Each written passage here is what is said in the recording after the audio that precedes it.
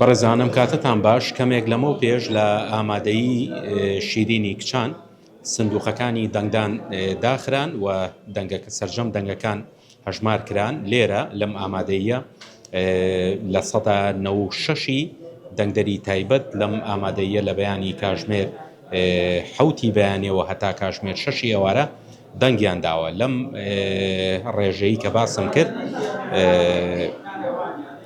609 دەنگی باتڵ هەبووە و لە کۆی 1997 دەنگ 1970 دەنگ دراوە، یعنی تقریباً 62 کەس دەنگیان نەداوە، 609 دەنگی باتڵ هەبووە و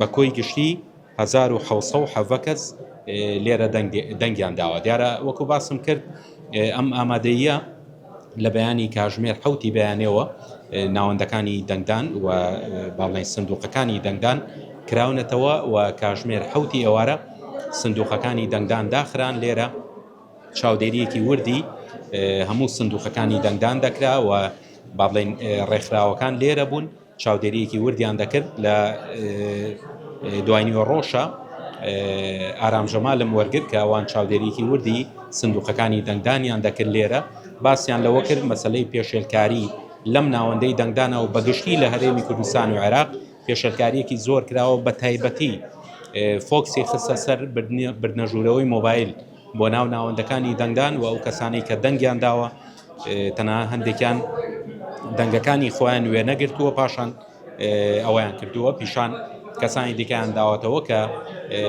دەنگیان بەو لایەنەوە بەو کاندیدە داوە. وەکو باسم کرد ئەمە دو ئامارە لە ئامادەیی شیرینی کچان لە شاری سلێمانی.